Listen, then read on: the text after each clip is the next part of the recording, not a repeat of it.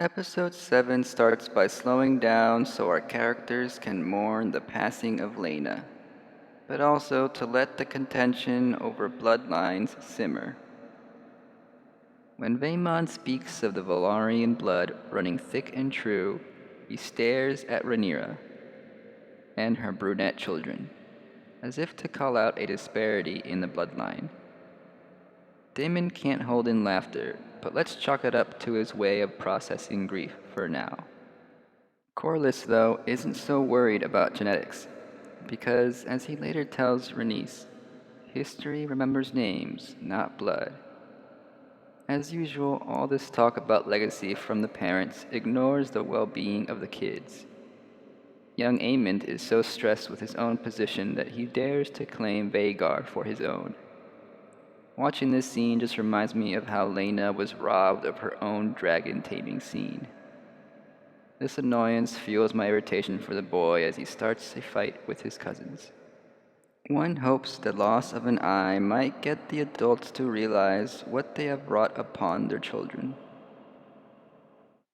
Alicent wants an eye for an eye, and when Viserys refuses her command, she charges toward Rhaenyra with the Valyrian steel dagger. Unfortunately, the marketing of the series relied so heavily on this confrontation that seeing it finally play out now feels underwhelming. It's only the second episode with Olivia Cook and Emma Darcy, and the first they shot, so perhaps giving them another episode for their rivalry to boil would have been beneficial. I have similar feelings about Rhaenyra and Daemon's incestuous romance this episode. Darcy's Rhaenyra needed a little more time with Daemon for their connection to feel earned.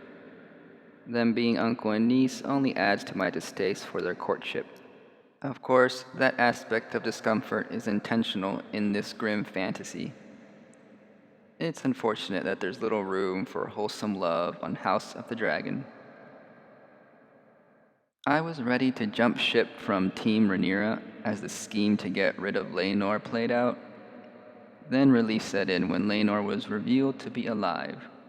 His death was all a ruse to allow him and Qarl gay freedom in lands far away, paving the way for Rhaenyra and Daemon's marriage.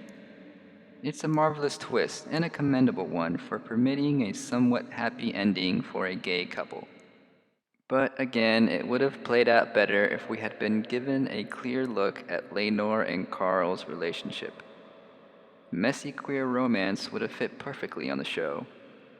Imagine the hurt we could have felt during their duel and elation during their escape, if we had seen what they were up to during Rhaenyra and Alicent's standoff.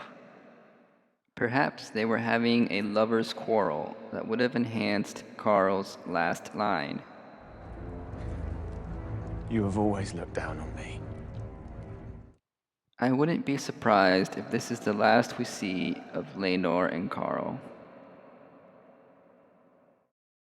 House of the Dragon is getting wider and straighter by the episode, and it doesn't seem like it's prepared to interrogate itself about it. But that's to be expected. I still like the show, by the way. This month I'll just have to get my fix for demented queer love on Interview with the Vampire.